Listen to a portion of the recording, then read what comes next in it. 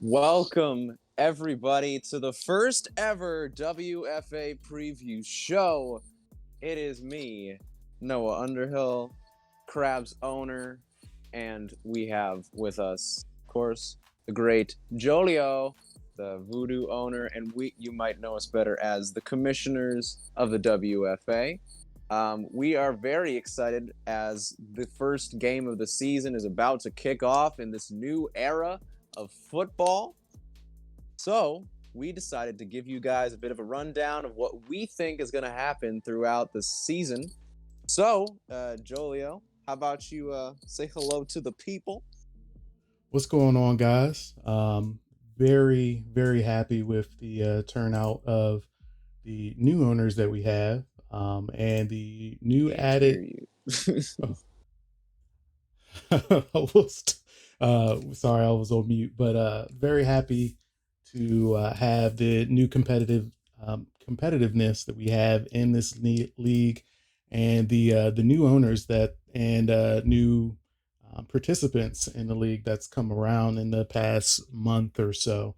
It's definitely added a heightened sense of, again, competitiveness that the WFA hasn't had, and the at least not the magnitude that it's at right now in the past seasons. So before we even get into it, there's been a lot of talk about who's going to be good, who's going to be not so good, and I'm going to tell you right now, this isn't going to be the league that you've seen the last couple of years. For the most part, it's been me, Joel, and of course the commissioner Logan, Chicago Ghosts. The three of us have been near the top with Jake of the Wolf Pack and those kind of those couple teams. There's a couple other ones that have been in there, but for the most part, it's been the same teams on top. That's not going to be that way this year. We have a ton of new people, like you said, and I don't even know if it's going to be the same teams that have been in the championship every year. It's going to be interesting to see what happens. That will be very interesting to see for sure. I mean, we had a lot of the new squads come out, showing that, with us having the custom playbooks. I mean, they came out and showed us that they're going to be a force to be reckoned with very early in preseason, and it showed in a lot of our scores. Yeah, for sure. I didn't go unbeaten. Did you win both of yours? I did win both of my games. Surprisingly, I didn't think we would, but I did win both of my games. Yeah. So I rested my quarterback, but I still think that the Nightmares would have given me a really, really good game. And we're gonna see that in week two because of course the the schedule as it is now, you're gonna see the same matchups you saw, but it's gonna be just a little bit more of that edge. People have figured out what plays work, what don't, and we're gonna see what you saw. Just imagine it's going to be 10 times better now, and I'm very, very excited. Yeah, we've made a lot of changes. I mean, probably the most changes that we've made in the previous four seasons prior to going into season five. We implemented custom playbooks, which is the first time ever, with the help of the community of the WFA. We've also implemented going into having custom graphics. As you can see on the screen right now, we have custom graphics that we're going to be using throughout the season, which is all done by one of our commissioners, Chicago Ghost. He does the graphics for the league and does a great job. They look really good. So, I mean, with all the changes that we've made, with everybody that we've had come into this upcoming season, we're making some great strides right now. Yeah, we would have loved to have Logan on today, but he had some uh, he had some extra work he needed to do at home, so we couldn't get it all worked out. But he's put a lot of work into this league as well, and he's just as excited as we are for it. Absolutely. Yeah. So to get started, what we decided to do, we're going to go through our week one power rankings. And this is really even preseason week one power rankings because we made this a couple of weeks ago before the preseason games actually kicked off. So we Yeah. might have a little bit of different opinions. Yeah. Because, Before the game started, yeah, we did a little yeah. preseason ranking based on the rosters. Yeah. But I think that the list that we have in front of us, it's still pretty accurate to what we're thinking. averaged it out between the two of us. So, without further ado, we'll start at number 20. Now, I don't want you all to get mad when we don't have your team ranked high. Just prove us wrong. That's all there is to it. Um, that's really all I could say for you if you're mad about it. So, number 20, it's a team that hasn't been very good. I don't think they've ever had like a really competitive season in the WFA, but you never say never. We'll have to see what happens. But it is the Omaha Marshals at number 20. So what are your thoughts, Joel, about overall what the Marshals have done over the offseason and how they look going into the year? I mean, when we look at what they've done in the offseason, I think they made some decent additions to their team. One of them being Rasheed Davis. He's the gold quarterback that they have right now. Alongside him is their returning veteran, Kelton Shields. He's a gold star running back. This is his last season or last contract with them in this season. And, him coming in or coming back into this year, I mean, he was one of the top running backs, even though they won't competitive team. And he was one of the ones that kept them in the game with his running ability, and them adding a gold star quarterback just adds even more firepower to their offense. So while they're ranked 20 right now, will I see them winning some games? Yes. But some areas of some opportunity for them is definitely going to be on their defense. They're going to be able to put up points, but I don't think they're going to be able to stop other teams from scoring. Yeah, that's what I'm really concerned about for this team. They spent a lot of money on basic things on the offense. They have backup quarterback. They have a pretty good backup running back as well with Jake Mullinow, of course. And a fullback, Vig Richardson. But other than that, they don't really have great depth anywhere. Their defense, I'm very like this defense is going to get run over. And like, I feel bad saying that, but just looking at what it is compared with every other team, I'm very, very concerned for what this is going to be. But of course, they were able to sign Chad Fortune at tight end, one of my favorite players in the game, former Crabs tight end. Um, we both had them about the same towards the bottom. You had them at the last place. I had them at 19, but this is a team that needs improvement, but I think they could get there eventually. Yeah, Just and not then this year. yeah, and I mean another thing with them would definitely be the fact that we have the toilet bowl, right? The toilet bowl gives teams the opportunity to be able to, gather or gain the first round draft pick going First into overall.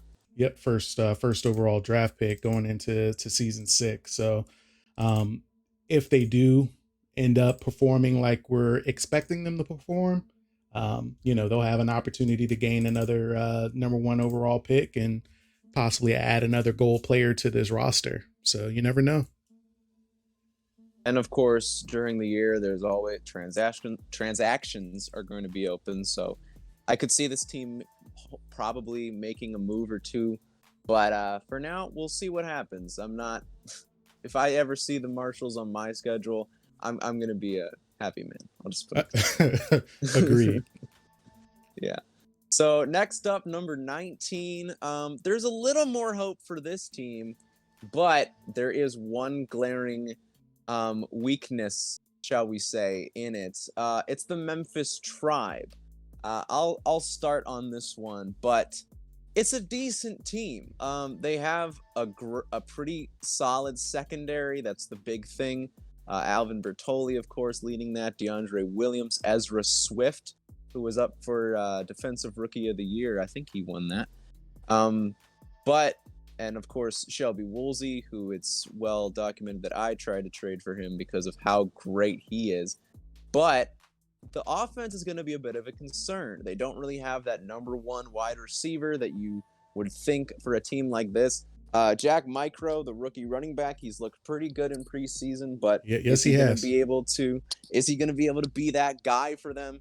And then the big question on the Tribe: what is Jamie Spencer going to do?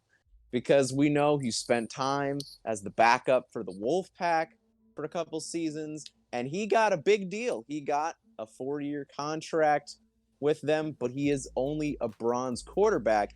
And we've never seen a team put out a bronze quarterback as their starter. So it's something that we haven't seen before. Maybe this is a revolutionary thing, but it's still all yet to be seen and a big question mark for them. Yeah, I completely agree. The thing about the Memphis Tribe, their owner, DB, he's very competitive. You can see it every day in the chat. I think I know where he's going to do with Jamie Spencer. Jamie Spencer was actually signed to a 4-year contract as a copper player, which is a generic player with one ability trait. He actually got his used his free upgrade on Jamie Spencer. So Jamie Spencer actually rode the bench all season long, other than one game for the Green Bay Wolfpack last season, and he's been chomping at the bit to get a starting job. His first game, it was in a losing effort, but I think DB has taken Jamie Spencer in. I look to see throughout the seasons, us possibly going into progression system.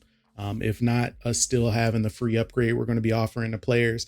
I could see DB using his free upgrade on Jamie Spencer again in the offseason. Um, Me personally, I was personally looking at Jamie Spencer myself to be signed to the Voodoo. If I wasn't, if my current quarterback wasn't able to come out of retirement, Jake Lesnar, I was actually going to offer the Wolfpack a deal for Jamie Spencer, but obviously he ended up on the Memphis Tribe. And you said it best. The Memphis Tribe, they don't really have an offense. Jack Micro has looked very well when it's come to the preseason, but he has even though on paper his receiving core doesn't look the greatest, but his receiving core can surprise you if you're not paying attention on defense. And looking at their defense, I think the Memphis Tribe kind of took a page from the New York Grizzlies. They're doesn't have a big offense, but stacking on defense. Yeah, especially going back to those receivers, you got Thomas Noble. He's been around a long time in this league. Great part of the community. Max Chapman, another guy, came in as a rookie. Mike Coco, you can't underestimate the power of a tight end. And then the brother of Hugo Zachary, Toby Zachary. We'll see who comes out as the main guy in that offense as the season goes along. But I'm interested. I'm going to be watching a lot of Tribe games to see what they're able to do with what they have and see, is this a strategy that other people will implement as we go. So next up, we have the Flint Firebirds, of course, Alex Darr's team. So, what are you thinking as far as the Firebirds goes? As far as the Firebirds, I actually just finished recording or streaming their game, and surprisingly, Reed West came out of nowhere and had over 100 yards rushing. He's only a bronze running back, but I think with teams that did not focus on defense, he's going to be definitely a person that we're going to look for when they're playing. And then their star quarterback, Nick Molyneux. It's been a little bit of a journeyman, but looks like he has his team at least for the next 2 years with the Flint Firebirds, being a gold star quarterback. They have their returning number one receiver, JJ Bryant, as a gold receiver. From there, I mean, they have a gold outside linebacker in Javon Payne, but outside of that, they don't really have much of a defense. The only people that stand out is Leonardo Taylor at defensive end and their cornerback, Deion Ramsey. So, I mean, other than that, on defense, they're kind of lackluster. Overall, that's one of the reasons I graded them higher than the previous two teams we've talked about. They're pretty balanced overall. But they still have some pieces that they need to put in place before I believe they could be a contender in this upcoming season. I don't think this team is going to be a contender for a championship. They might make the playoffs. I think there's um, some things would have to happen for them to sneak their way in there, but I do think that there's going to be some good players on this team. Like we've seen Javon Payne, he's had some amazing years, but I think losing a guy like Kingston Simpson, um, I think that's going to be more than you would think. He's one of the best pass rushing defensive linemen that there is. Maybe Leonardo Taylor is a guy to replace him, but we'll have to see on that. But maybe a guy they did draft Gilbert Wiggins very high in the draft, so we'll have to see is getting a superstar offensive lineman the right move? Is he going to be able to lock up guys like Shelby Woolsey, like Boomer Tiggs, people that have led the league in sacks? Is this going to be the strategy you need to win? Also, Ricky Rivera, have to mention him, one of the rookie tight ends on this team. There's a lot of potential, but I don't think there's going to be enough stability on this team. Nick Molyneux is going to have to be the one for them to win, and we've never seen him be the main guy on an offense, and I just don't know if he's capable of that. Yeah, he and I completely agree. I mean, they did draft some good guys early. Them losing Kingston Simpson is definitely going to be it's probably going to hurt them. I mean, he was a And cornerstone Jalen on Coates as well. Thinking about it now, Jalen Coates, another right. guy that they didn't have. Right. So I mean they lost some key pieces on defense, but they've added some key pieces on offense. But the thing with Nick Molyneux, once it gets into the postseason, I mean, he just starts throwing interceptions. That's why I believe the Wolfpack got rid of him. And he ended up going to the Titans, had the same issue with the Titans, and the Titans got rid of him. So maybe he'll turn it around and be a little bit smart in the pocket. We'll see. Yeah, I'm very interested to watch his development and his team's development as we go through the year. So next up is a new team. It's one of the expansion teams for this year. So they don't have a lot on their shoulders. We both have them ranked as the 17 position. It is the Vegas Gamblers. And this is a very interesting team. It's one that I actually helped to build before the new owner was able to take over. But I think there's a lot of good bones here. It's just, are they going to be able to put it together? Giving you the rundown of the team, you have the former Flint Firebirds quarterback Vincent Morris. He's a decent starter, but I think he's good enough to get some wins. The big stars of the team, Deontay Brown, who they picked up in a trade. I'm very interested to see what he's going to do in this offense. And Richmond Webb, which was an amazing pickup in the expansion draft from the Fighters. And he's one of those guys that's, I think, is pretty underrated as far as the running back position goes. And I really like him on this team. Kevin Calcutta from the Falcons. He had a great rookie year coming into his second year. Very interested to see how he progresses alongside Brown. And then on the defense, they have a great defensive line. They have LaQuandrez Friedman from the Falcons as well. JT McIntyre, Jean-Baptiste Secroy. That's the rookie from McGill. And then, of course, you have Doug Barney at cornerback as well. So there's a lot of talent on this team. It's just, is there enough talent to get them victories? Right. And yeah, just like you mentioned earlier, we had to have somebody take over for the team as far as ownership. Previous owner had some medical things going on right now, so we definitely WFA definitely wishes him the best, and look forward to seeing him back in the community once he gets well. But in the interim, the new owners made some trades. Like you said, they just picked up Dante Brown, which was a huge trade, getting him from the Falcons. Vincent Morris, even though he's a 3-star or a silver quarterback, I mean, he's looked pretty good in preseason. He's had games where he's had multiple touchdowns thrown in a game. A lot of it was through blown coverage, but still touchdowns are touchdowns. And, just to piggyback off of what you said about their defense, they have a solid defense. So even though they're ranked where they're at right now, With the new ownership, with them having this team in their hands, they've made some changes to where they'll probably be ranked a little bit higher as we go throughout the season. And if you watch that Nightmares game against me, you'll see how important a defensive line can be, and we'll get more to that when we talk about them later. But I am this defensive line might be the thing that pushes this team to the next level, and I'm very excited to see what's going to happen with them. So next up in the 16 slot is another new team led by NLJ, of course. It is the Tri-Cities Fever. So I'll let you go ahead and talk about what you think about the Fever. So the Fever has recently made a really, really good trade. When you look at their offense, they're led by a gold quarterback, Daniel Bryan, and they just picked up Andrew Brooks from the Toronto Reapers. So now at this point, they have three decent receivers. One in Deshaun Hill that they picked up in the draft as a silver wide receiver.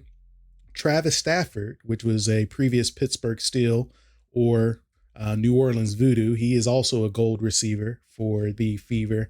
And then the aforementioned Andrew Brooks, also a gold star receiver. And they also have Matt Finich, who they picked up in the draft as a silver tight end.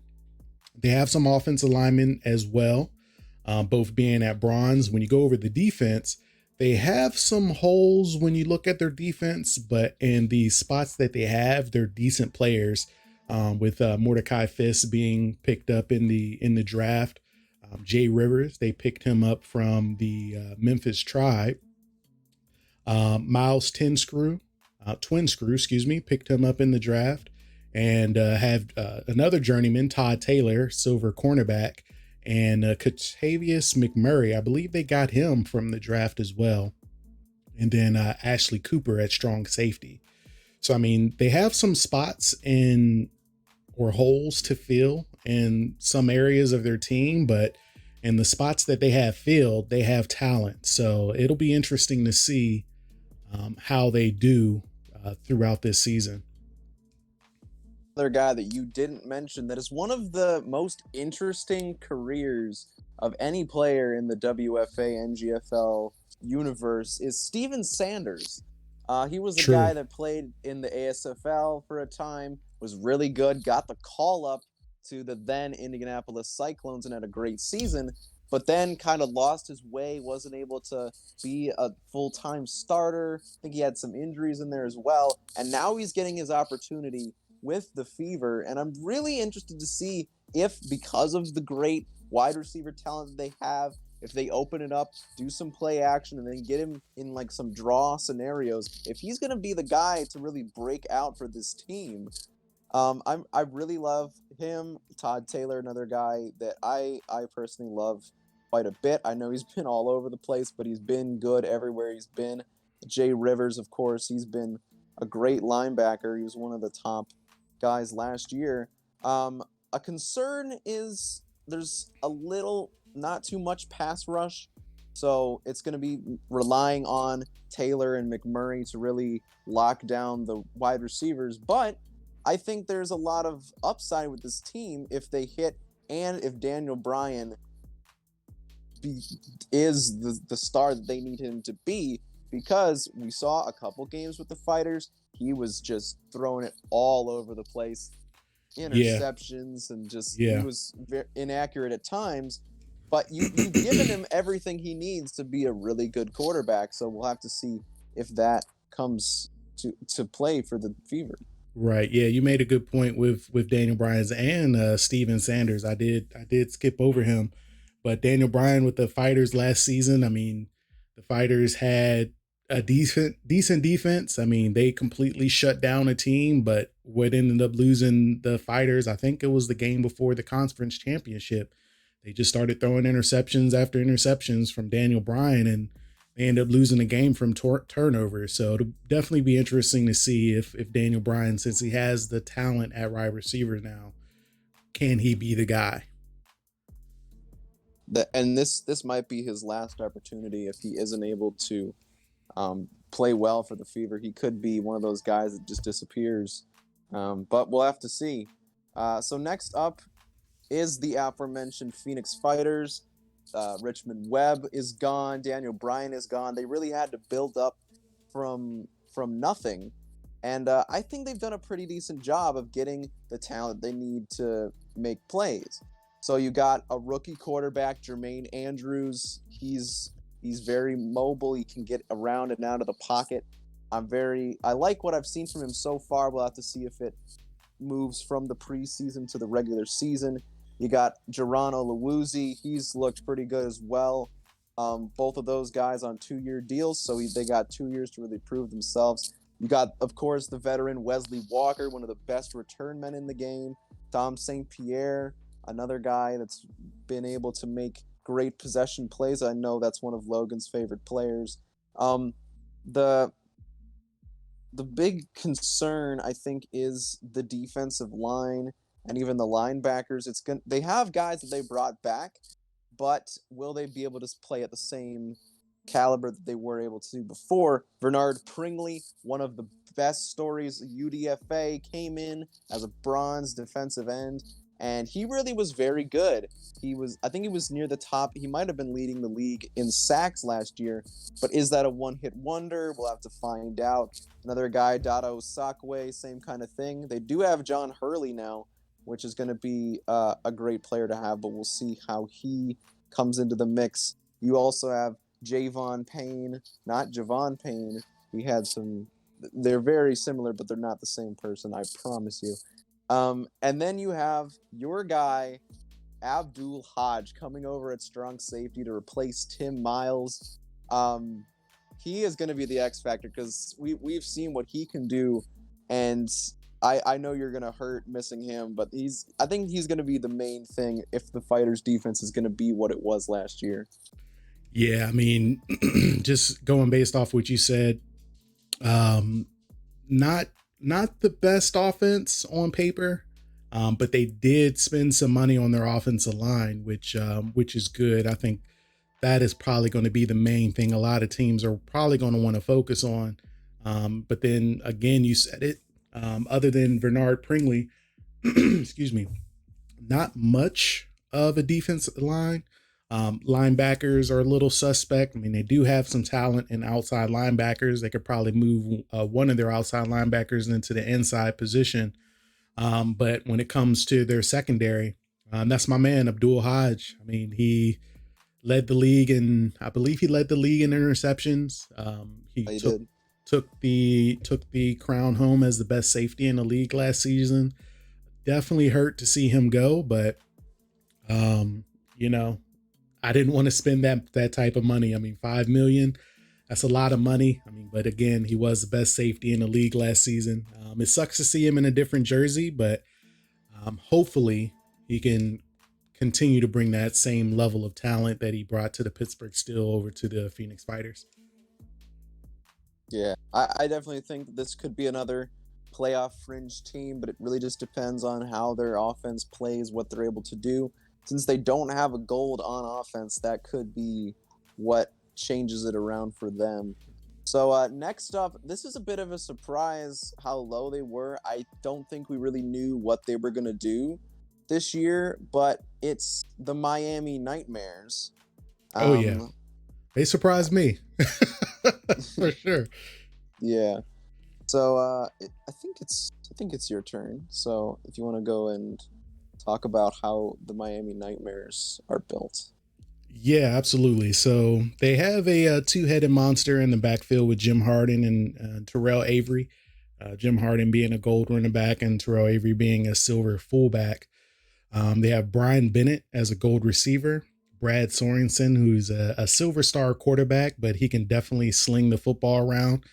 Jay Kumar, even though he's a bronze receiver, he can definitely do some damage on some defenses.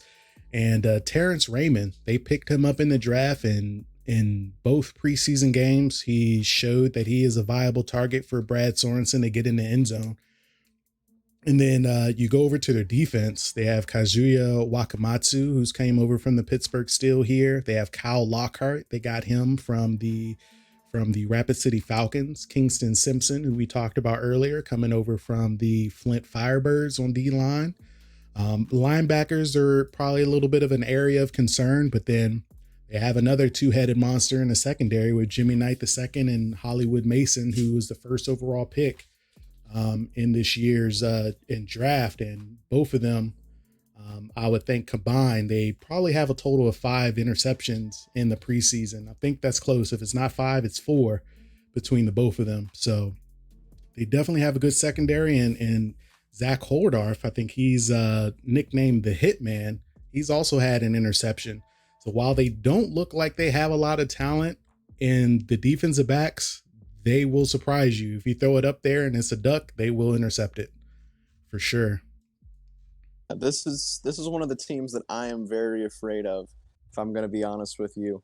I don't I didn't have a big thought of them early on, but what I've seen from them in the preseason, especially in their game against me last week, just how good they actually are is just it's really amazing to see how far Brad Sorensen has come. He was supposed to be the guy to take over in the Tokyo Titans when they needed a quarterback. Brad Sorensen was supposed to be that guy, never came to fruition.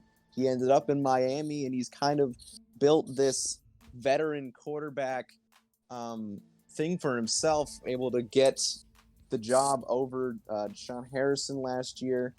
Him and Brian Bennett have been very good together. Jim Harden, another really, really great player.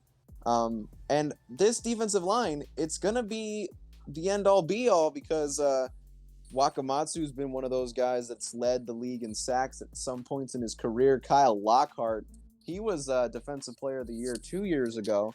And then Kingston Simpson, one of the best young talents in the game. So I'm really interested to see if the linebacker talent hurts them, or if there's no star free safety, if that's going to hurt them at all.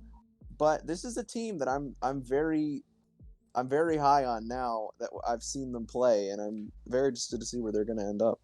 And I want to shout out their offensive coordinator and defensive coordinator. We don't have them listed on the staff page. It could be Jay Andrews, or Nightmares might be the Nightmares owner might be doing it himself, or Scott Johnson. But whoever is developing their offense and defensive game plan, hats off to them, because not only are they able to score, like I talked about their defensive back, they're going to pick you off. So shouts out to them for putting these players in a position to make plays. We have another team that's been through a lot of influx. They had some issues with their coaching staff, and I think that they've gotten a good roster. It's not like a world-beating roster, but they definitely have some good players. But of course, we'll talk about later when we go through the game previews. They've had an injury that's going to be big for their offense, and we're going to have to see how they bounce back from that. To give you the offense that they have the rookie Art Vandelay. He's looked pretty good in his first couple games.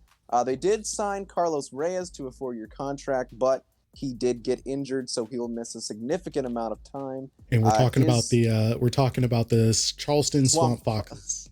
Yeah, sorry I didn't say that earlier, but I just thought you'd all read my mind. So they did sign Ephraim Tatum, who's got some starting past games. He's started for the Wolf Pack at some points. They have Roger Howard and Deshaun Smith.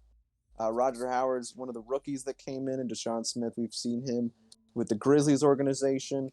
Josh Butterly, formerly of the Houston Toros, he's coming over here. He's made a big impact, former college quarterback, of course.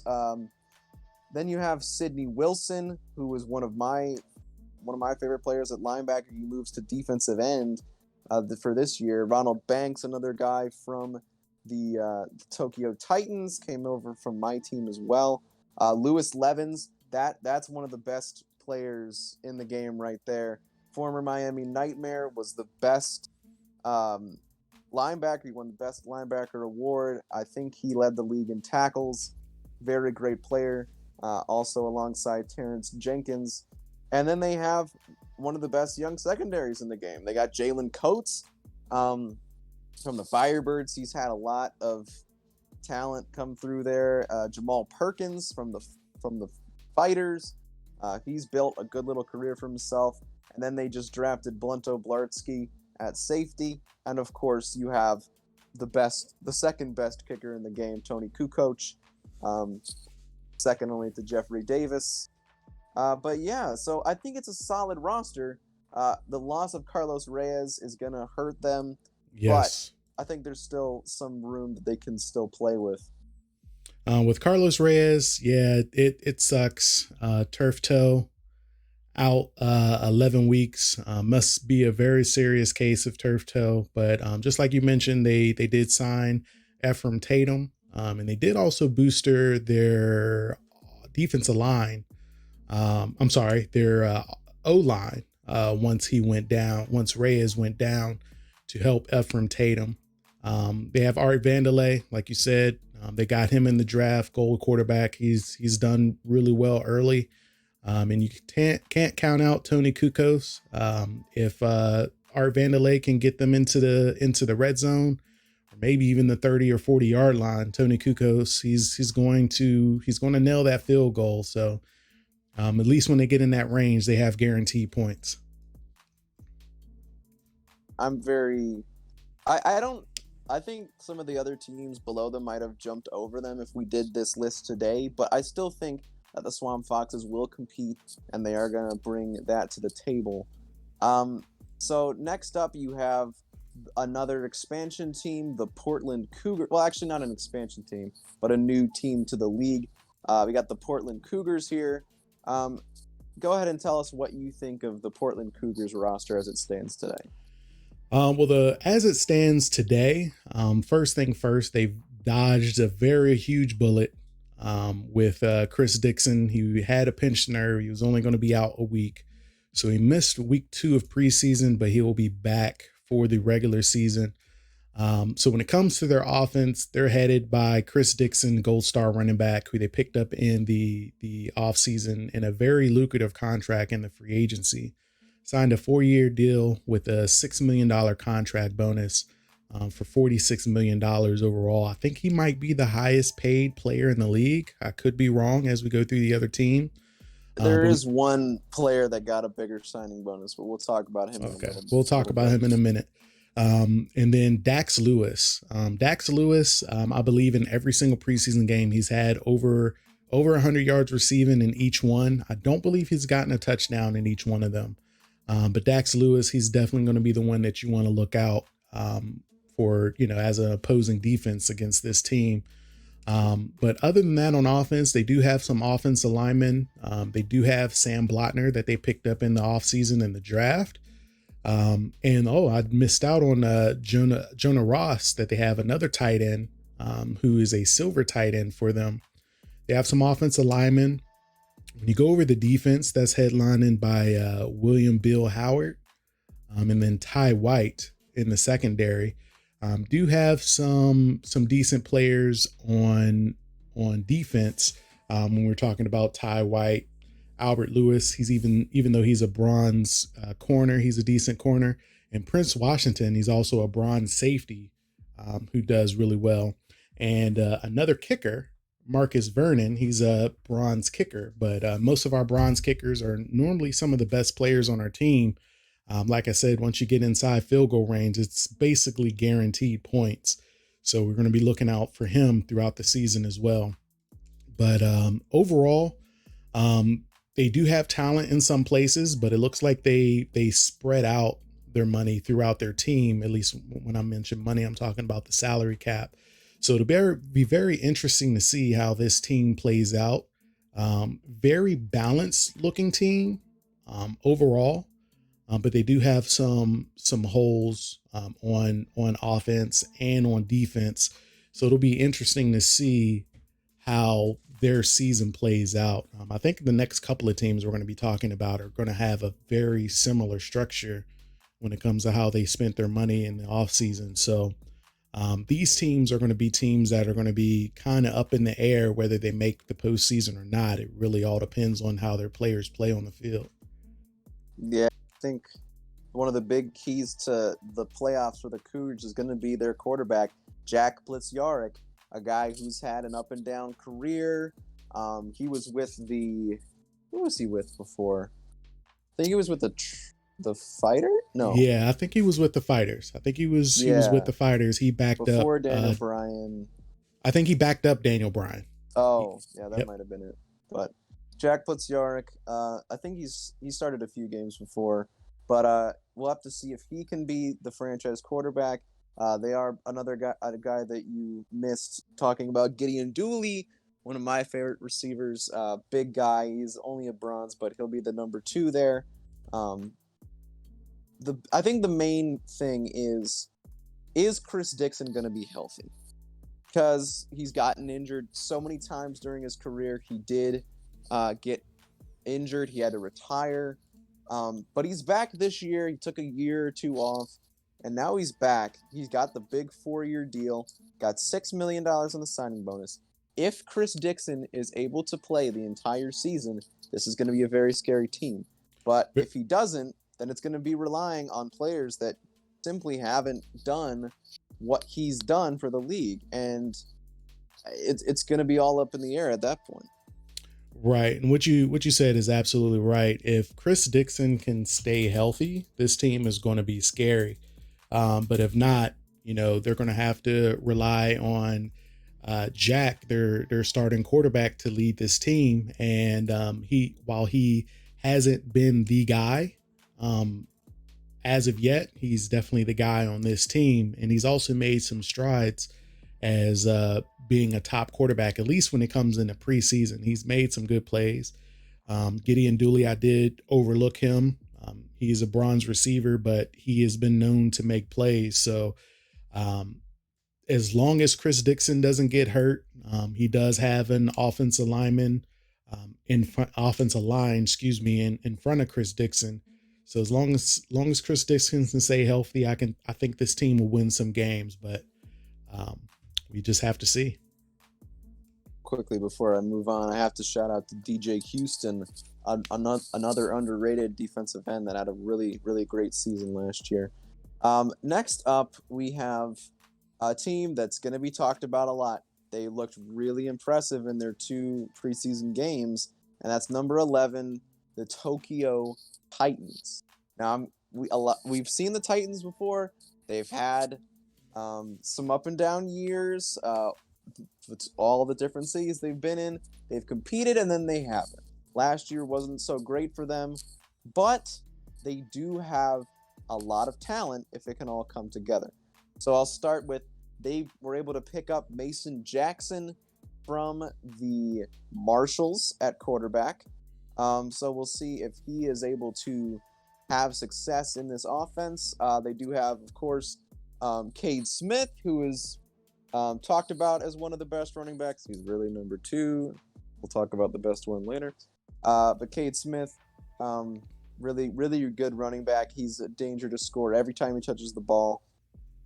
Chandler blocks him. He had some good points last year. We'll have to see how that goes for him. They don't really have, other than those 3, they don't really have a big star on offense. But if we move, Bob Brothers was a guy that they drafted. He's got a lot of talk about him and what he's able to do. But as you get to the defense, this is where they put their stamp on getting some good players. They were able to pick up Mike Swim at defensive tackle, who was a quality pass rusher. They drafted Hugh Hugo in the draft, and he is going to be a silver for them. And Boogie Turner from the Flint Firebirds. That's another guy that they lost this offseason. And Boogie Turner, he is a monster, former first-round pick. He is going to be the leader of this defense. Another place where they don't have a big star linebacker, but that's a thing they're going to have to work out. And they have Noah Underhill Jr. at cornerback, my actual son. Definitely my son. And look at he's had a good career. But other than that, they don't really have a star on defense, and that's where I think I penalize them when I rank them. Their defense is good, but not great. Um, and their offense is good, but not great as well. So it really just depends. Are the superstar players going to pull this team to great games and games that they can win? Yeah, I agree. Before we started the preseason, I had them down as the team to look at. But now that I've seen them play, not saying that they're not a great team, they're just not the team that I thought they would be. Um, they did pick up a big acquisition in Mason Jackson. That was one of the things that I thought hurt the Tokyo Titans is that they really didn't have a star when it came to their offense, at least a star quarterback. And Mason Jackson, him taking the reins as the leader, that's definitely going to help their offense. You can't count out Cade Smith, aka Baby Goat. I do think there is another running back that is the best running back in the league, and I think we both know who we're talking about. He's on your team, but overall, just like you said, I mean, they spread out their money on defense. Their defense overall looks good, but it'll be interesting to see how this team plays out throughout the year. And you know, Coach Smith, he's gonna talk all whatever crap he wants to talk. But when it comes to the game, that's gonna be when we're gonna see if the Titans are gonna be as good as he says they are. So next up, we're into the top 10. So these are the teams that are pretty close, if not in playoffs, like playoff pushes into the final realm of contention. And this number 10 is a team that's also had an up and down past in the league. They were in a championship game at one point in their history, but they've also had seasons where they're really low on the totem pole, and it seems like they're back and forth every year about who they are as a team. And if you will give me some of the ups and downs of what you think the New Haven Lancers are going to do this year. The New Haven Lancers, it's going to be interesting to see. Daly always puts his team in a place to compete. And I think who's going to be the determining factor whether they make the postseason or not is going to be Jake Blanchard. Jake Blanchard's a gold star running back. He did surpass Chris Dixon as far as the total contract. They brought him in for $48 million. He's going to be the guy that determines whether they make the postseason or not. If he can stay healthy, this team's going to be, I mean, to say the least, they're going to be scary. They have decent players when it comes to defense. Their defensive tackle, you're going to have to help me with his name. Kawhi Kaio Kamali. Yes, Kawhi Kamali. He is a silver defensive tackle. They have Anders Vandermeer at inside linebacker, bronze linebacker, but he makes plays when he's needed. Nicholas Saint, they picked up in the draft. Glenn Hunt, who's also a decent outside linebacker I believe they picked him up in free agency, if I'm not mistaken. I think so, yeah. When it comes to their secondary, they have Bryant Bunkley, who's a journeyman who makes plays when needed. Greg Gaines, they picked up in the draft. They have another cornerback, at Lance Thurman, who was on the Pittsburgh Steel previously. Two safeties and Zadarius Lockhart, they picked up in the draft, and James Neville. And then again, I've been talking about star kickers. They have Ricky Johnson, bronze kicker. So, I mean, again, even if it's not Jake Blanchard scoring or Deshaun Harrison, silver quarterback throwing touchdowns to Johnny Rogers, Jeffrey Macklin, or Caden Riggs that they picked up in the draft, they have Ricky Johnson that can at least guarantee them the points if they can get into the red zone. So I'm not going to count out the Lancers. They've always surprised me, excuse me, year in and year out. And this team is headed by Jake Blanchard. That's what I have to say about this team. It's You're right about Living and Dying by Jake Blanchard, of course, coming over from the LA Mambas last year. And I think this team reminds me of that team where when he was on, they were rolling and they had some really good games. But it's really going to come down to, once again, I think it's going to be quarterback play. Deshaun Harrison, he came over on a 1-year deal, and he's coming over from the Nightmares, as we said previously. Brad Sorensen was training him up a little bit. And is he ready? Is he ready for the big time? That's what we're going to have to see. But as we said, So far Kamali, in very good DT. so far in preseason, I'll say no, but we'll have to see. Yeah, it's really about what is that going to look like? Is he ready? And does he get better as the season goes along? Because of course he did have some games starting, but it was very sporadic. He never really got going. So is this year for him the building year to where next year, because they are going to have Jake Blanchard for a long time, they are going to have some of these other guys. Is next year the year that they compete? Also coming over from the Nightmares, Jeffrey Macklin. He's a really good receiver as well. So getting that combination going, I think there's a lot of chance for the Lancers to be good this year. So next up, we have another team that's been in the hunt a lot. They're always near the top of the standings. It's the New York Grizzlies. Now, what's key for the Grizzlies is what's been key for the Grizzlies for a long time, and that is their defense. I'm very surprised they were able to sign Kurt McDuffie away from the Ghosts in the offseason. He is going to be huge for them alongside their already great safety duo of Bo Bacon and Bob Owens. Those two were very dominant last year. They also brought in Cole Hewitt in the draft at corner. He's going to be big for them. You have Cooter Jeffries the fourth at defensive tackle alongside Chris Cologne at D tackle as well. Gerald Frederick at linebacker. He's been great over his career. And that's really what it's going to come down to. They do have a good offense. Malcolm Middlebrooks has been here for a long time. He's had a lot of great years with this team since the first year of the NGFL. You also have a rookie running back this year. They're going to try to replace what Carlos Reyes brought to the table, and they picked up Gregory Gaines, another silver talent. We'll see how he produces. But they also have Buchanan Simmons, another guy that's been around the league a long time.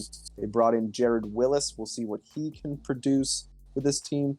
So there is a lot of great players on this team, but is there enough great players on the team? That's the question. Yeah, I think that's where it's going to come down to it. If you look at their offense, they're led by Malcolm Middlebrooks as a goal quarterback. And you mentioned Gregory Gaines, Buchanan Simmons, and Jared Willis. I've been keeping my eye on Gregory Gaines. He's one of those backs where he's going to break one on you if you don't pay too much attention to him. I think teams are going to look at Malcolm Middlebrooks and think they're going to pass. And then next thing you know, Gregory Gaines has the ball and he has 10 yards on you. So while their offense is not the best offense, they do have talent in place to score points. But like you mentioned, their defense and their defensive secondary, that's where this team shines. With Bo Bacon and Bob Owens. I believe Bob Owens, it was either Bob Owens or Bo Bacon that was number 2 and the best safety in the league last season. Yeah, that Uh, was Bacon. Yeah. so, and that's why Chris Cologne, he made sure he spent the money to bring Bo Bacon back, as well as Bob Owens. Very surprised he was able to bring both of them back um, this year. And another signing, Kirk McDuffie. I mean, huge cornerback, played for the Chicago Ghosts. I mean, even though it was me versus Chicago Ghosts, Kirk McDuffie, he was the one that won the game for them, giving them their first Generation Bowl championship in the WFA. So, um, the Grizzlies got some steals over free agency, but their area of concern is offense. Will they be able to score and keep their defense off of the field? The defense are going to keep the other team from scoring. Is just can the Grizzlies score? That's where the issue will be. And we saw there's two big things. Number one, they did lose their star kicker Jeffrey Davis. So we'll have to see if they're able to. They don't have a kicker right now, besides the generic player. So we'll see if that comes into play. And we know how the Grizzlies operate. They go after the big players, and that usually gets them to compete. But is this the year that they finally put it all together and get themselves a championship? That's yet to be seen. So next up, we have another new face. This is a new built team. It's the Salt Lake City Vipers. So, what do you think about what the Vipers have been able to do? So when you look at the off season, the Vipers was able to bring in Lance Tate. The only thing with Lance Tate, they used their free upgrade on Lance Tate, but they ended up losing him. At least for the first half of the season, he's out with an injury for the next 6 weeks. So it's tough that they are going to be losing him. But talking to the owner of the Vipers, it sounds like he's gonna put everything into Zachary Okoye, the copper running back. He's a big guy. He's a bruiser, power running back. So I mean, they still have him, but the main star on this offense is going to be Gregory Pritchard, the gold receiver. They do have a good talent in Essex Denibola, or Blue Denibola, as a silver receiver. They also got Drake Bell in the draft as a bronze receiver. Sean Nicholson and Frank Moore, both of them are bronze tight ends, but are known to make plays. Offensive line, they have a decent offensive line head by George Williams. I believe they picked him up in free agency. That's from the Firebirds as well. From the Firebirds, excuse me. And then when you look at their defense, they have Cliff Holmes, decent defensive tackle. Jeff Gallery, who's also a good defensive tackle. Douglas McDonald, Judas Jackson. I believe Judas Jackson was signed. No, both Douglas McDonald and Judas Jackson was both drafted. And then on their defense, they have Matt Owens, on their defensive secondary, they have Matt Owens, which is a very good cornerback. And then from there, you really don't have much talent other than Jamarcus Murray and Steven Jefferson, both bronze safeties. Who is going to help this team put up a lot of points other than Gregory Pritchard? I'm thinking it's going to be Doug Herman, who was I believe he was assigned or a draft. I think he was a drafted kicker. He was signed. Excuse me, signed kicker Doug Herman in the free agency. I believe he was an undrafted free agent. So he's definitely going to be the one that's going to help this team put up points. But it'll be interesting to see what they'll be able to do. They have the talent, but I think them losing Lance Tate would be something that is going to haunt them, at least for the first half of this year, and could jeopardize them getting into the postseason, but we'll see. Yeah, and Lance Tate, losing him, that puts all the pressure on a guy that really he's had another up and down career. It's Leroy Lucas Grant, formerly of the Houston Toros, and he did spend camp with the Tokyo Titans, but of course they were able to get Mason Jackson, so there wasn't room for Leroy Lucas Grant, so he ended up with the Vipers. So it's all going to be up to him. Silver quarterback.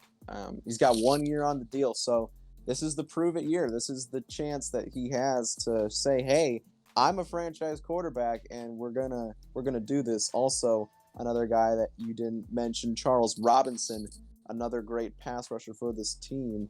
So we'll see what all ends up happening with them. I think that you're spot on with getting Gregory Pitcher involved, making sure that this is the team that they need to move forward with. But I think they're still a year away. They just, besides pitcher, they don't have that superstar that's going to help them get to the next level. But I think they're a solid team, and they will be in playoff contention next year. So next up, we have another guy. He's been here. This is the season one team that came in with all of us, the Green Bay Wolfpack, and it's an interesting roster. Um, it's most of the same faces that you've been seeing for a while. Nathan Peterman Jr. Of course, that gold quarterback. He has been able to do so much for this team. One of the more solid quarterbacks in the game. They did draft a new running back in Flash Hendricks. We'll see how he produces for the Wolfpack. And then, of course, you have the superstar 6'6" wide receiver Marquez Vick. He's so dominant for this team. And, of course, Colin Taylor and Abdul Moss as well. This is a really good core offense. And then on the defensive line, you have Jonas Pride and Nathan Molyneux, Derek Chipper. These are guys that have been in that Wolfpack organization for a long time. Darius Leonard II, another guy that's been there, done that. Stephen Baltus, the gold linebacker. He's very up there in tackles, is always all over the place. Bryce Bradshaw at cornerback, Arian Crosby at safety. This is a team that has the star power to win. It's just, are they going to be able to make that step that they've never quite been able to do in the playoffs and make the championship game? Yeah, one thing I want to say, I do want to shout out Jake, the owner of the Wolfpack, stuck around even though they went 0-9 in season one. Every year they've gotten gradually better. Nathan Peterman is definitely the guy when it comes to their offense. Marquez Vick, even though he's a silver receiver, he plays like a gold receiver. He's always open. He's guaranteed to catch the ball. Definitely a cornerstone in their offense. One person you did forget to mention, we got Larry Brothers, who is the brother of Bob Brothers. He plays at tight end. Haven't seen him too much in preseason, at least not making too many plays. But the one that I have been looking at or keeping an eye on is Flash Hendricks, the silver running back that they picked up in the draft. He's made some good plays when it comes to the preseason. So it'd be definitely interesting to see how he brings that over to the regular season. And you just can't count out this secondary. I mean, they have talent everywhere. Three-star cornerbacks. Arian Crosby, who's another great safety in the league, and Charles Fontaine, a little bit of a journeyman, but hopefully he's found a home in Green Bay. Bringing more of the firepower they have at defensive back. So when it comes to, I do believe I'll see this team in the postseason. Do I think they'll win? That's something that's up to debate. But I mean, they have talent everywhere, and they definitely showed it this preseason. I don't think they lost a game this preseason. So they definitely have a good team here for sure. Yeah, and I we know Jake's lust for the championship. He's been waiting a long time. Lust is a Uh, good word. yeah, he's been waiting a long time to get the ring. So we'll see if he's able to get it this year. Another team that's gone through a lot of influx this year. Another season one team, the Rapid City Falcons. We had to let go of their owner, of course, but their new coach has been able to bring some life into this team and make it a little bit different than what it has been the last couple of years. So, how are you feeling about what the Falcons have done this offseason? Look, there's only one man on this team, and that's the hefty lefty, Hugo Zachary. The rotund righty. The rotund righty, excuse me. I mean, this guy, I don't care what team he's on, he's throwing for 300 yards passing.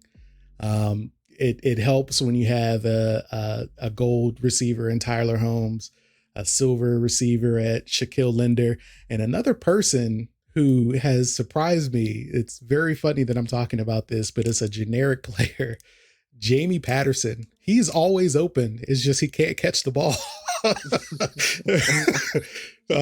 But yeah, he's a generic player, but he, like I said, he's always open, just never could catch it. Darrell Drayton, as a silver tight end, he's another target for the rotund righty. On offensive line, they don't have a lot of talent on offensive line, but I think they have the talent where it matters. Thomas Long, who is a bronze tackle, Mike Jones, who at guard as a bronze, and Travaris Lewis, who was also drafted this year as a bronze center. And then when you look at their defense, they have some talent there. I mean, we have Chrome Leak, even though he's a bronze defensive end. I mean, he's made plays. Alex Perry, I mean, he's always in the talks of one of the best defensive linemen. They have William Thompson that they brought in as the, I guess you could say, the leader of the defense at silver, at inside linebacker. Cordell Okafor at bronze, who is a good outside linebacker. Parker Thomas, who I believe they drafted last season, who is a big time acquisition for this team. I don't think he was with the Falcons the previous season. I believe he was Yeah, I with think they came in last. He from came in last year. Firebirds. Was he with the Firebirds? No, Who? Justice Payne? no. Parker Thomas. No, I think they drafted him last Okay, year. drafted him last year. Okay, but he got a 3-year deal. So as a gold corner, that's nice to have. Justice Payne, like you were talking about, he's a bronze corner, but always tends to be there and plays. DJ, who's a journeyman, he was drafted for this team, I believe, in season 2, if I'm not mistaken. Got sent down to the ASFL, did well there. They brought him back after an injury. Well, an injury was the reason why DJ went down to the ASFL, and they brought him back. From now the defunct ASFL back onto the Rapid City Falcons. And then they also drafted DJ Barnes, which he's had some flashes of talent in this preseason as well. This team, I mean, you look at them on paper, they don't have a lot of talent across the board, but like I said, you can't count out the rotund righty. I mean, he's going to keep this team in every game. Yeah, I'll always have a place in my heart for Hugo Zachary. That's my guy. And he's gonna do the things he's been doing for years. This team has never been like a super stacked roster, but he's always been that guy. He's always put them in the best position to win, and they've gotten pretty close a couple times now, being that next step. And I think Rocco, he's going to be the next step. He's going to be the guy to get them Right. into championship contention. Maybe not this year because he didn't have the whole offseason to figure it out, but he definitely has the pieces. And CJ Green, their running back, a guy that you passed over, and he usually does get passed over when talking about the best players in the game, but he is a solid back and he can make those plays for you. So I'm high on the Falcons. I always will be. But yeah, I'm very interested to see what they're going to be able to do this season. So next up is another team that an expansion team, and they really came out of nowhere to have one of the most stacked rosters. And I'm really excited to see what they're going to be. It's the Colorado Clash.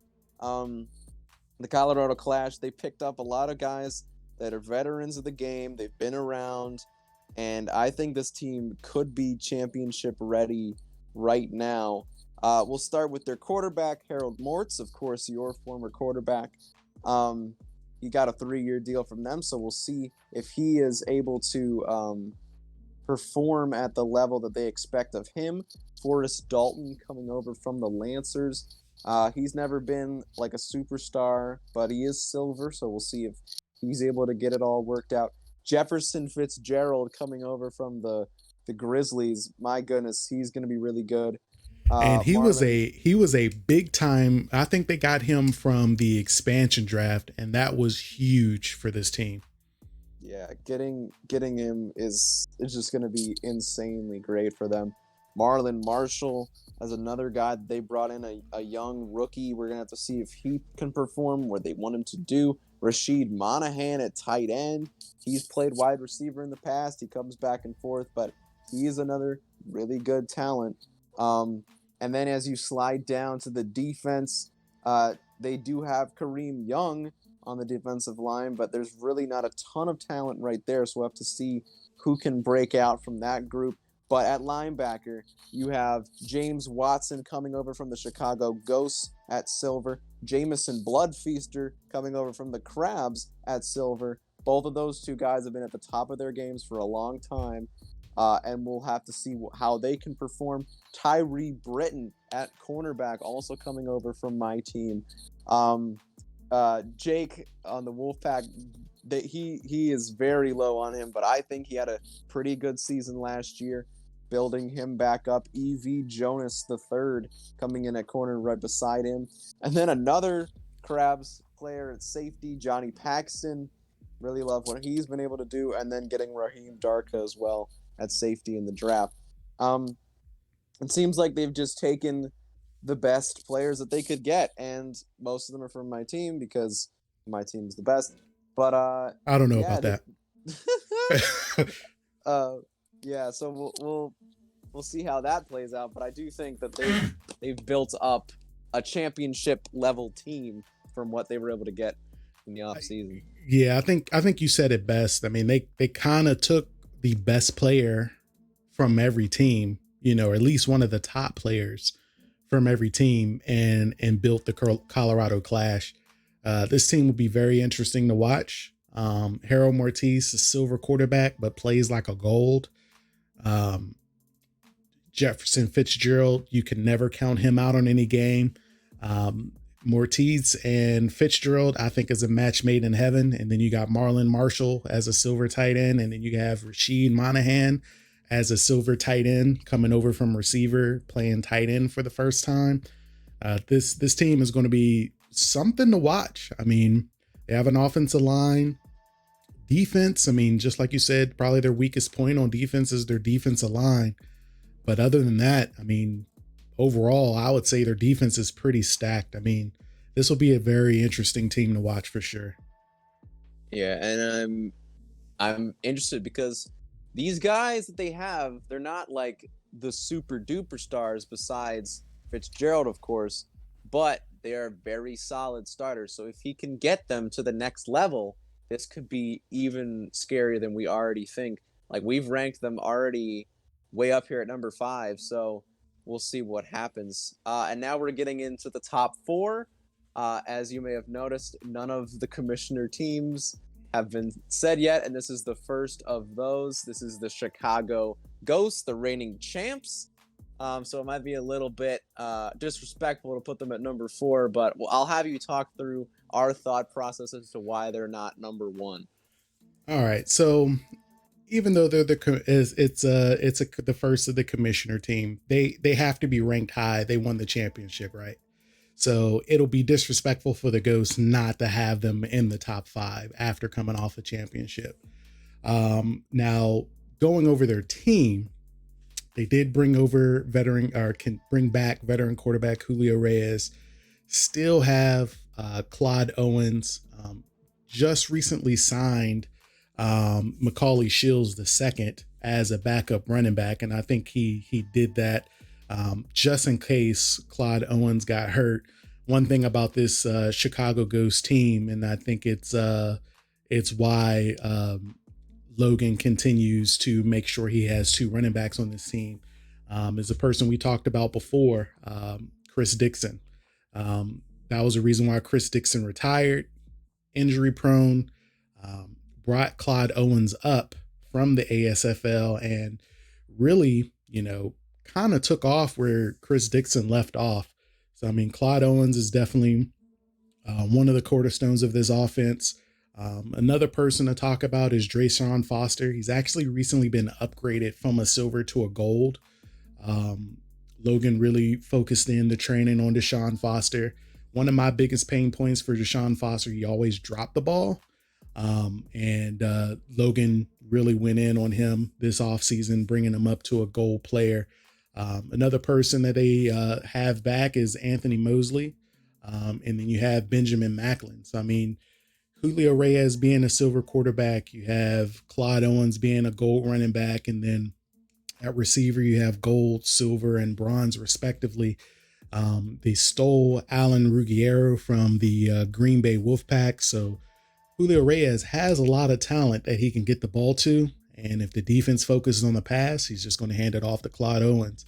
So, I mean, overall, when you look at this defense, or excuse me, at this offense, um, they look good. I mean, they put money into their offensive line. Overall, I think this offense looks good and is going to score points. Where I think they're going to fall off and why they are ranked number 4 is their defense. Um, their defense is led by Ali Boumaier at silver.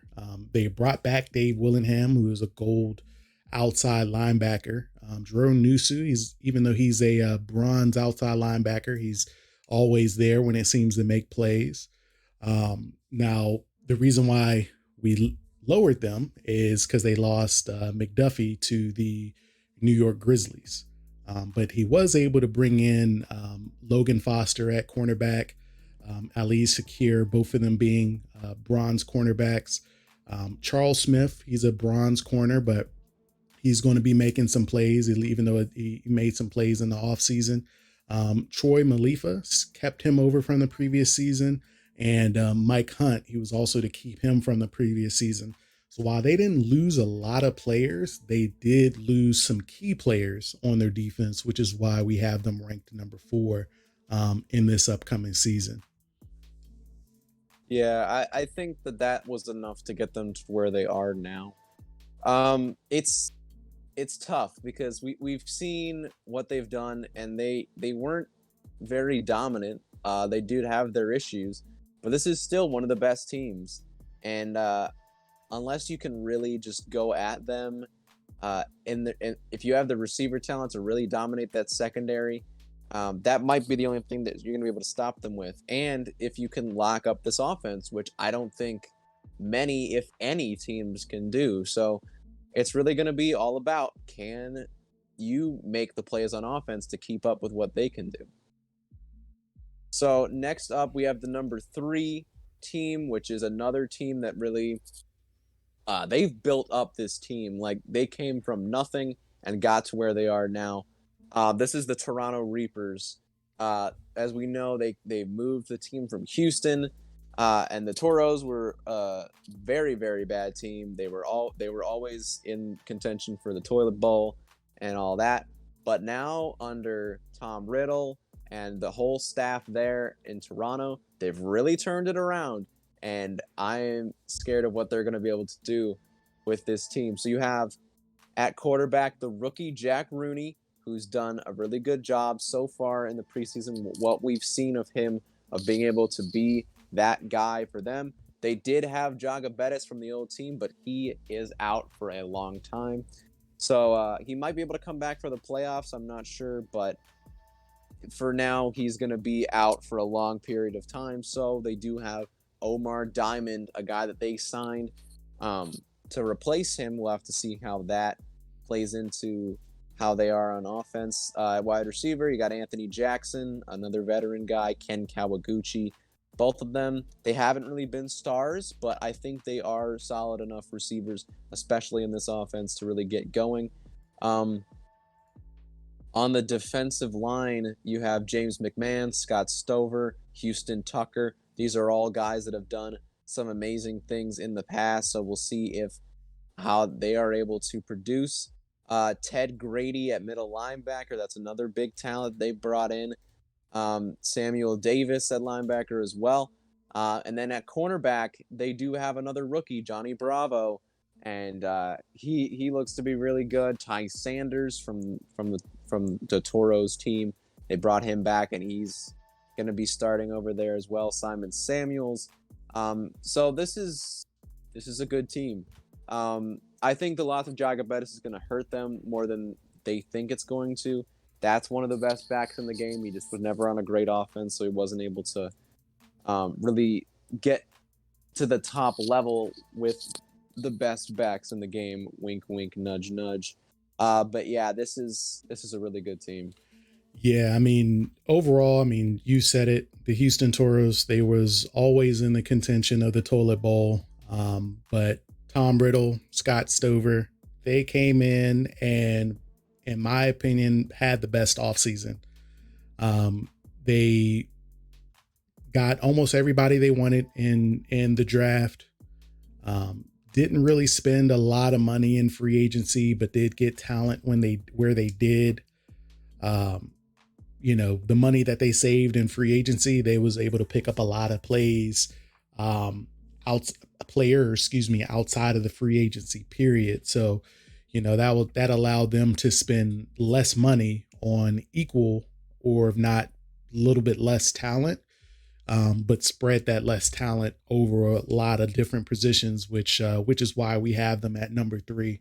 And I agree with you completely. Them using Jaga Bettis, he he was actually one of the top 10 backs in the league last season when it came to rushing yards. He just couldn't get the ball in the end zone, and I think a lot of that played with playing in contention with everybody else that they had on offense when we're talking about the Houston Toros. So them bringing in Jack Cap Rooney as a gold star running back um, was a big deal. Um, the thing that's going to hurt them is, like I mentioned previously, is them losing Jaga Bettis. So it'll be very interesting to see how they are able to bounce back from that.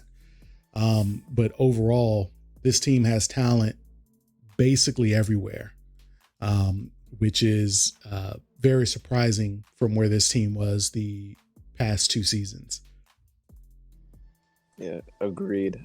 So we've come to the top two, and it is both of our teams. So, do you want to keep the same order and debate for our own teams, like tell the other person why they're good, or do you want to switch it up and then me tell you why I think your team is good and you tell me? Let's keep it. I want you to tell why you think my team is good, and then I'll say why I think your team is good. Okay. So we have at number two the New Orleans Voodoo. So I think this is a really good team. You're the person that scares me the most. No matter what your roster says, uh, it there's always something that can beat me, and I'm pretty sure that this is going to be another one of those cases where we're gonna be in a big game, and I'm gonna be scared to death about what you're gonna pull. But it is a little bit of a changed roster. You come in with a new quarterback, Jake Lesnar, of course, coming out of retirement to play for you. At running back, you have Zach Lott, one of the best in the game. Wide receiver, you bring back Kevin Vance. You did lose Travis Stafford, but you were able to replace him with the former Marshall, MJ Thomas. We'll see how that goes for you. Um, you have Joey Phillips at tight end. Um, and then on the defense, you have a stacked defense. You have Mike Ripley, who was near the top in sacks. Um, Charles Brown, who's another really great defender. I believe he's also from that Marshall's team. Excuse me. Malachi Fist is on that defensive line. You got Freddie Trammell at linebacker, who I think is going to be a big part of why you win games. Your secondary is hurt a little bit, but you did bring in Brian Craven, who we've seen a lot of, Curtis Light at safety, try to replace the hole that Abdul Hodge is going to leave. So I think that this is going to be a championship worthy team.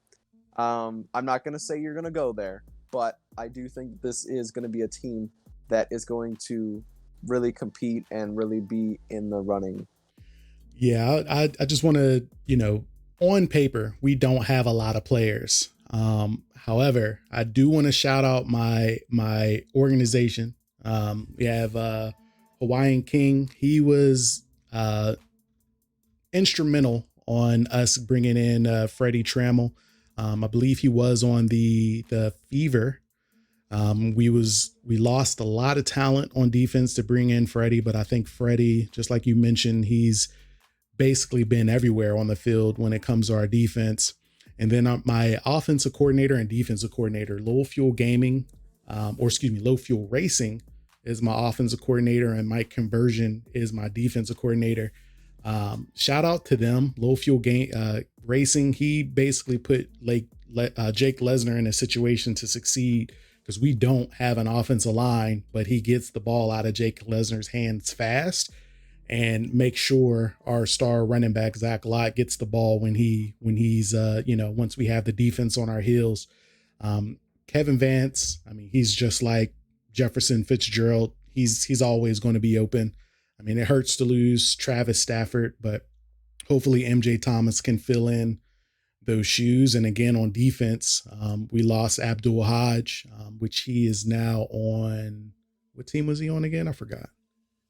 Oh, how could I forget this? The Clash. I believe he's on the Clash. Yeah.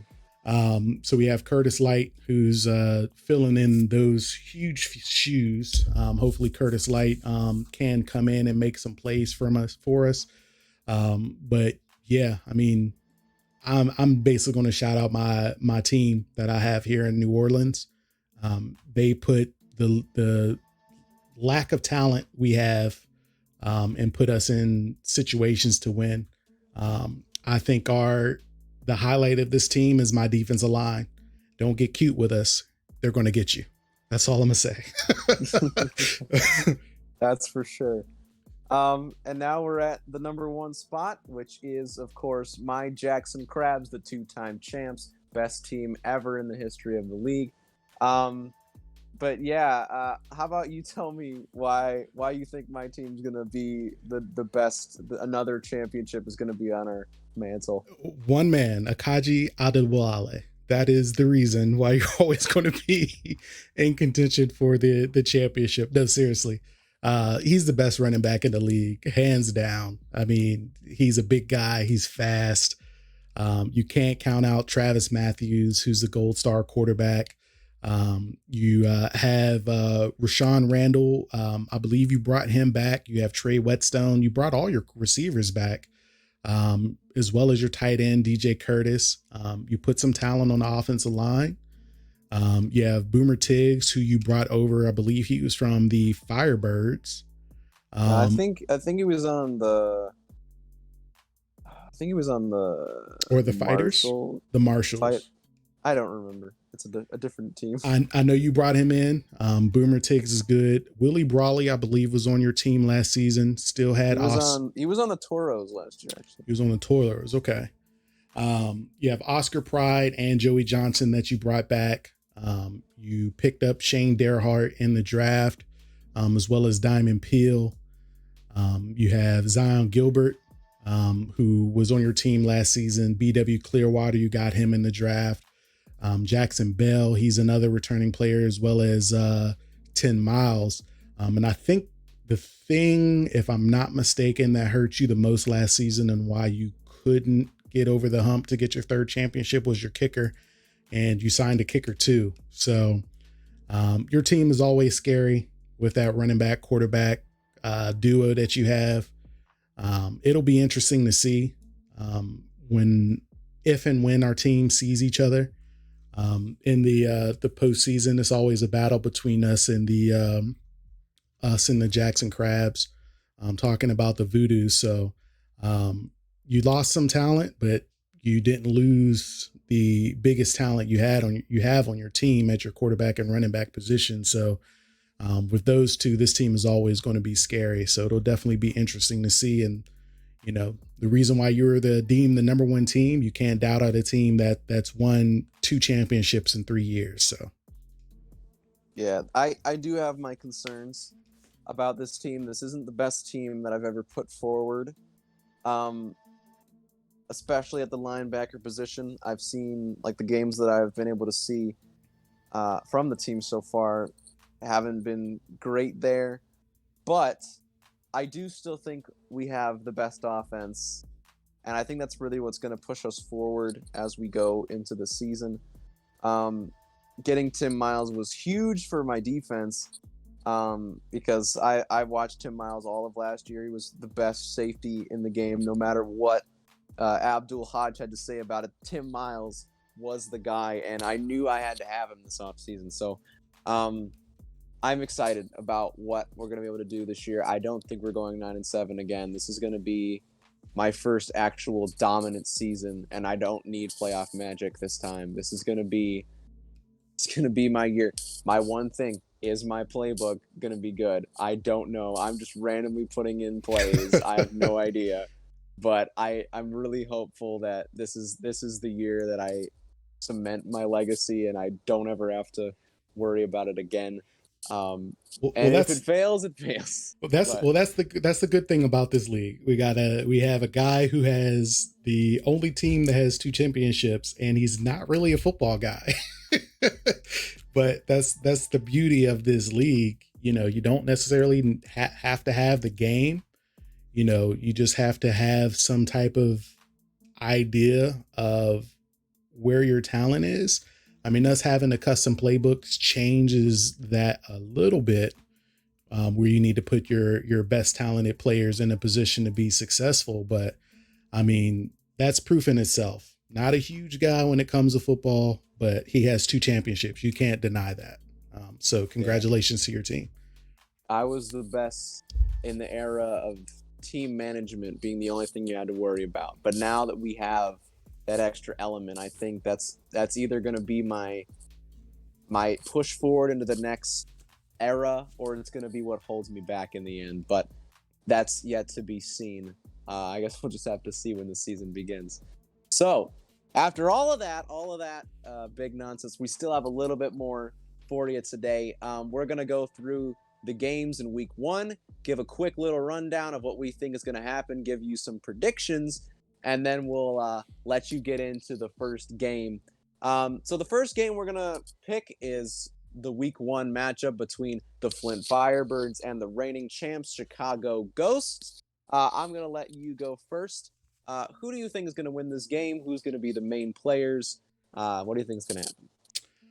I mean, if it's anything about the talking about the rankings that we went over, I think Chicago Ghost is going to win this game. Um, they have Claude Owens, they have Deshaun Foster.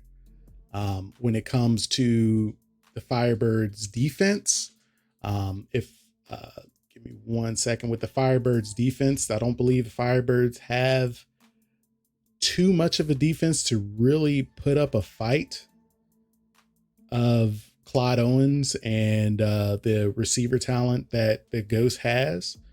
The thing that'll keep the the Firebirds in this game is the Firebirds offense.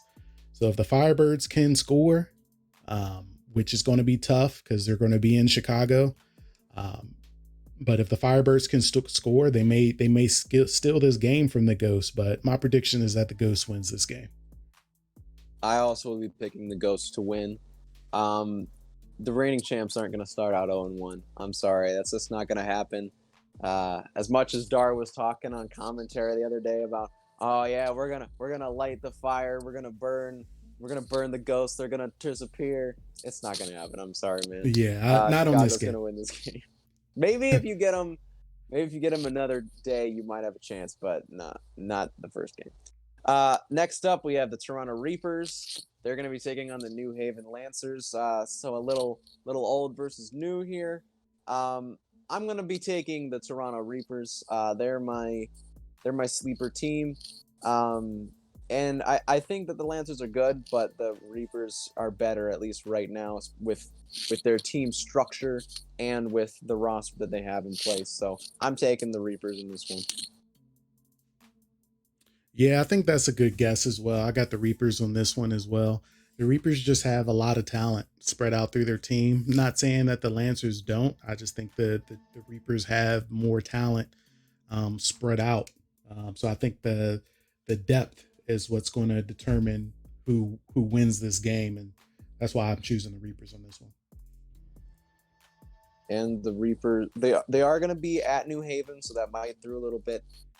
into the game, but I still think the Reavers are going to be good even on the road.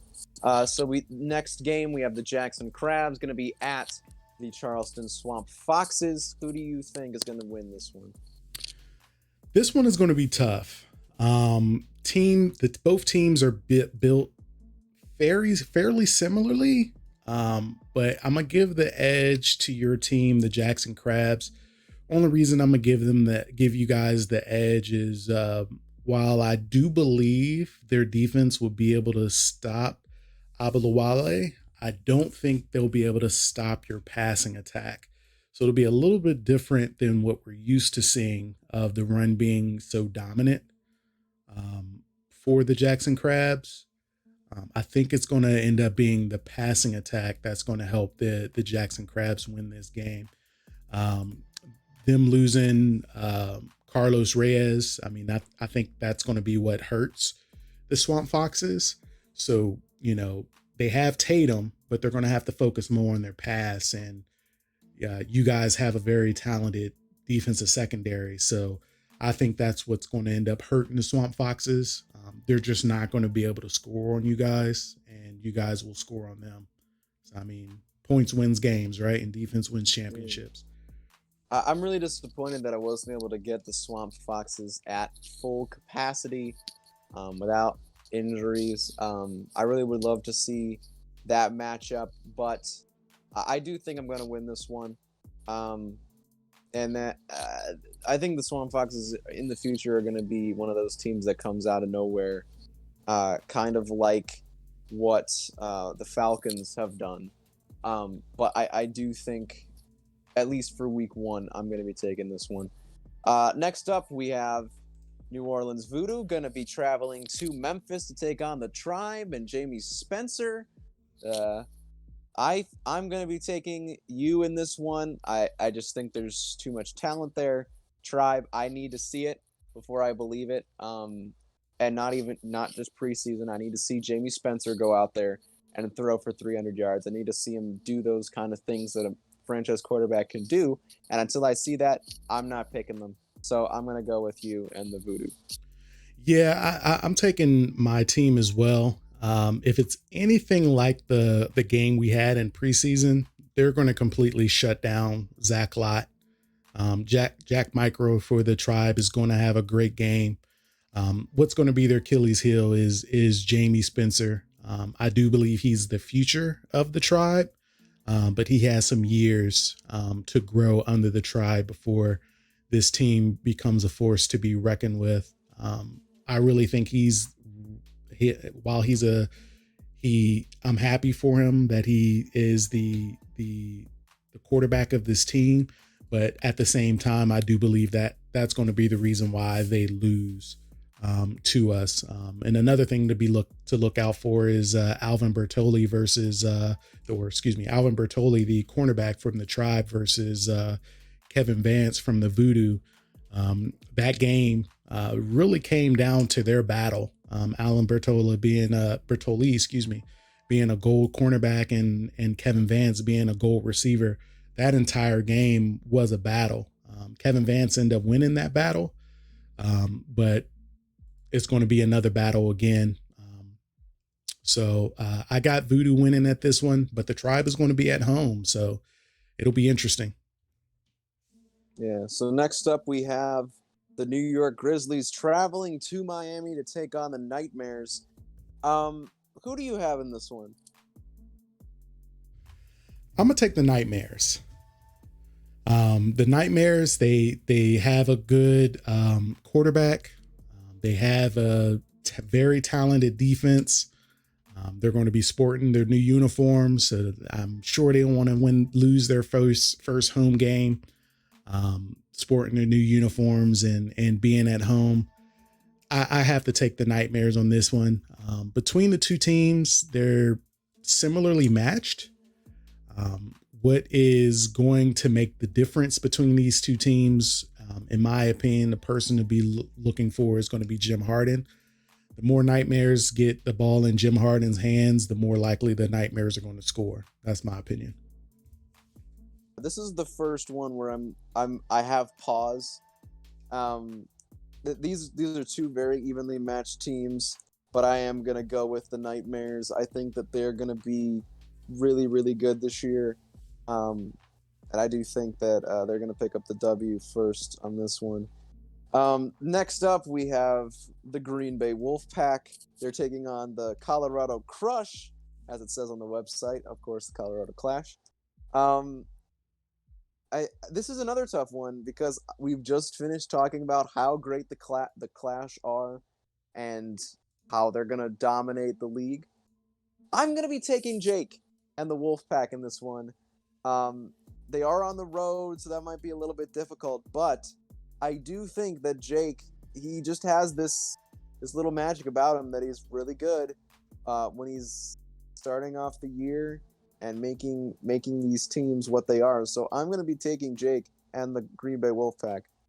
Yeah, I mean, just like you said, this is a tough game to determine who's going to win. I mean, the Clash, like we mentioned earlier, they have talent basically everywhere. Not saying that the Wolfpack doesn't; they're just not at the level the Clash is. But the determining factor is going to be this Wolfpack defense. I think this Wolfpack defense is is going to shut down the run for the most part. The X factor of this game is going to be Harold Mortis and Jefferson Fitzgerald. The Clash are going to be at home. So the fact that the Clash is going to be at home, they're going to have momentum. You know, they're going to have the crowd behind them. It's going to be a tough game. But like I mentioned before, defense wins championships. The Wolfpack's going to win this game. So next up, we have the Rapid City Falcons gonna go on the road to take on the Omaha Marshals. Should be a pretty cut and dry case here, but I'm gonna let you say what your opinion is on this one. Yeah, I mean, like we mentioned earlier, we have the Marshals 20 in the league for a reason. Um, they have talent, just not enough talent. They have talent on the offensive side of the ball, but that's really between their quarterback and their running back. From there, their defense, they have Jason Hurley, star outside linebacker, and then JD Bustos, who made a game-saving interception in the preseason. But when you talk about the Falcons, we got the rotund righty, and you got Tyler Holmes, you got Shaquille Linder, you know, you got CJ Green. You know, they have money put into their offensive line, and they have a defense. So I mean, when it comes down to it, one team has more talent over the other. So I'm taking the Falcons here. Yeah, I'm also gonna be taking the Falcons. There's just too much talent on that team. And I feel like the Falcons are going to be one of those teams at the end. So I'm going to take them over Omaha in this game. So next one we have on the sheet is the Salt Lake City Vipers at home taking on the Portland Cougars. These teams are very close in the rankings of what we have. But I'm going to be taking the Portland Cougars on the road. Chris Dixon's return to football, and I think he's gonna at least make it through this game and give them a victory. So we'll see what happens after the first week, but I think he's gonna have a really great game, really gonna show out to the road crowd. But yeah, what are you thinking? I mean, it's the same. I mean, both of these teams had injuries early. They dodged a bullet, like we mentioned earlier, going through the rankings with Chris Dixon. Just unfortunately, the Salt Lake City Vipers, they lost Lance Tate. So I mean, the fact that they're losing Lance Tate the first half of the year, and you know the Cougars dodged a bullet with Chris Dixon. They're going to win this game solely off of Chris Dixon's legs. That's my prediction. I'm taking the Cougars. So we got two more games to go. Next up is the Tokyo Titans at home taking on the Vegas Gamblers. Who do you have getting the victory in this one? This is a tough one because we have Richmond Webb for the Gamblers and we have Cade Smith for the Titans. If I had to choose, I think I'm gonna go Titans at home. It's going to be a close game though. What's going to be the determining factor on this game is if Vincent Morris can get the ball out of his hands. I mean, he's a shifty quarterback. He also has talent at the receivers. So if he's able to get the ball out of his hands and get it to his talented receiving core, that is going to be the difference on this game. But I'm gonna take Titans at home just for the sheer fact that they're going to have home field advantage. I don't think they're the better team on paper. Um, Looking at the rosters based on the recent trades that they've made, but I'm gonna take the Titans just because of home field advantage. This is another tough one. But for the sake of being different, because we've been way too alike through this whole pick 'em, I'm gonna be taking the Gamblers. I don't really trust Vincent Morris to win this game, but I do trust the offense that it's around him, and I do think that this is gonna be a tough one. I think it could end up being a shootout, but I am going to be taking the Gamblers to win.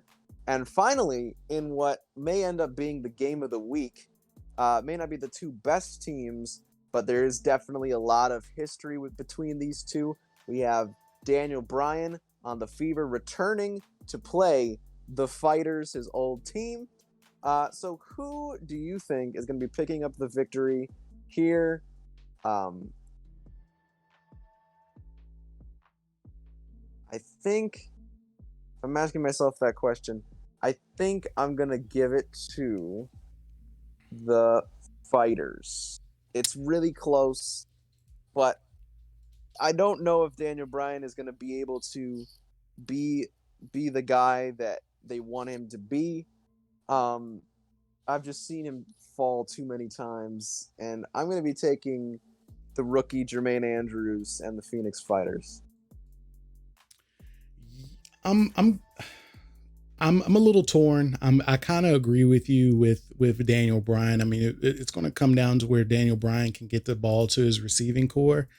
Um, I'm actually going to take the Fighters on this one. I think they have enough talent on defense. Abdul Hodge is on the Fighters. Um, I know we were trying to remember earlier. Not the Clash. He's on the Fighters. I think it's going to come down to the Phoenix Fighters defense. While the Fever has a lot of talent on the offensive side of the ball, they don't have a lot of talent on the defensive side of the ball, and the Fighters do. Um, it's going to be a close game, but I think the Fighters defense is what's going to win this game for them. Yeah, it's gonna be a good one. I'm just thinking what I'm gonna put as the game of the week because we are planning on doing a pick'em contest again this year. Hopefully, I will have put that up for you guys, and I think it's probably this Fighters Fever game because there's just something about it with Daniel Bryan going and the Fighters coming to town in week one. It's gonna be a good one, but I think that's it for us. We're gonna have some games later on today when you're listening to this. But yeah, so if there's anything that you want to say to the WFA faithful before we wrap, what would that be? Um, I what I would say is, we've been around. This is going on our fifth season. We've been doing this going on 2 years now. We've had a lot of growth, especially after this past season. And I think that just comes to, that's based off of our community. Um, you know, I don't want to toot our own horns. I'm not going to toot my horn, but I'd like to thank you, Noah, and Chicago Ghost. You know, while we are the head of this league, we can't forget that this league was actually originally created by Smith when we were the NGFL. We, due to personal reasons that doesn't really need to be discussed, at this time. Noah, uh, Logan, or Chicago Ghost, and I, we've taken over the reins, and I think we've shown a lot of stride, and us, implementing custom playbooks, which that's been something that the community has wanted us to do. I would say probably the past 3 seasons now, and we've finally been able to do it. And just like they said it would be, it would increase the level of competition, that each team can bring, regardless of the talent that they have on their team. So, I mean, I'm going to shout out the overall community on this one. Just, thank you guys for being here. Thank you for tolerating us as the commissioners. And, our goal is to keep this league free with an option to donate to us if you would like to. It's not a requirement for our league. We're trying to keep this completely free, and, have a league that doesn't require you to own the game to have fun. I think that's our biggest goal. And while we do have flaws in some areas that we're still trying to fix, I think overall, I think the community enjoys what we're doing. So I appreciate you guys for sticking around with us as we continue to grow and get better. And for me, I just have to thank you guys as well. You've pushed us to become better. You asked for these things, and we gave it to you.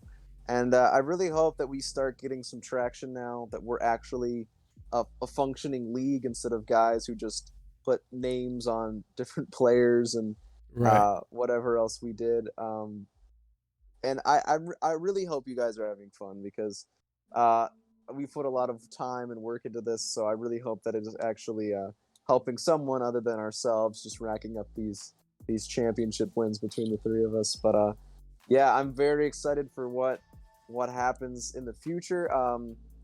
I will say before we wrap up, this is a good time to mention we are having a college series. You may have seen the little trailer I made for it a couple of weeks ago. So, what you need to do if you want to have some players into the series, you get 3 players per off season per season. So if you had players in the draft class last year and they're already on NGFL, WFA teams, then you're good. You can make 3 new ones, and you can go to our website, worldfootballalliance.com, and you can submit up to 3 players. We ask that one of them be on defense, just try to fill it, at least one fill out on defense. We don't want everybody to be a quarterback like it usually ends up being, but if that's what happens, that's fine. If you're in our Discord server, you can see who is on what team so far.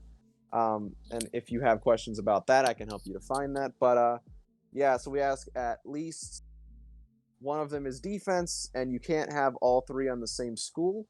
We've let people have 2 players on the same school, but if you would please try to spread it out, we want to have as many good teams as possible.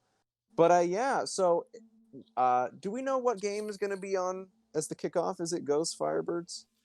I believe the first game is going to be the Ghost Firebirds.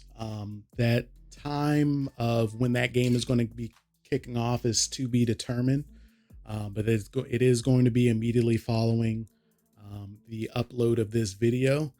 Just to piggyback off of our college series, really quick, if you wanted to check us out, well, first and foremost, if you want to check us out, we're on worldfootballalliance.com.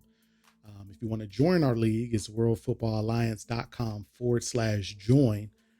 We have our player builder. The player builder is very intuitive. It allows you to build your player exactly the way you want your player to be. Those players will go into the college. What are we calling it? The college showcase. Yeah. Having the college showcase. Our plan is to have that start about week 8 of this season, and it's going to be a little bit of a tournament based, not a full season, but it's going to be tournament based. That way, us in the community, another thing that the commissioners is bringing into our community, a way to be able to scout players that's going to be in the draft. So while all players are going to be rated fairly similarly, respective to their position, you'll still be able to see how they play on the field and the prospects will be able to see their players on the field. That way, if they want to make any changes to their equipment or anything like that, or something just doesn't look right when it comes to their equipment, you can reach out to me, Jolio, to make that adjustment for you. But I think the college series is going to be fun. So definitely keep a lookout on that. That's going to be starting on week 8. It might not be live. I'll probably be posting recordings of that on our YouTube, just like this video is going to be posted to. But yeah, that's basically it. Yeah, so enjoy the games. Get ready for a World Football Alliance season. We're very excited. Make sure to like the videos. That's very important. Share with your friends. We want to get this league going as much as possible, and hopefully be able to bring more people into our community because we really enjoy our community. But it's not as big as it could be. There's still a lot of people that are missing out on this product. So if you have someone that you think would enjoy it, link them to our Discord, show them our videos, whatever they would like to do, and get ready for some great season because this has been a long time in the making, and I think this is our big year. So thank you to Jolio, of course, for joining me on the show. Thank Absolutely. you to our commissioning buddy Logan for all the work he's done. Thank you to our owners for being part of the league and staying involved. And thank you to all of you guys for listening, for watching our videos. And until next time, because there might be a next time, who knows, if you really like this, we might do it again. But until next time, from us to you, thank you so much and enjoy the football. Absolutely. And don't forget to like and subscribe. That way, you know when our games go live. You guys take it easy, and thank you for joining us.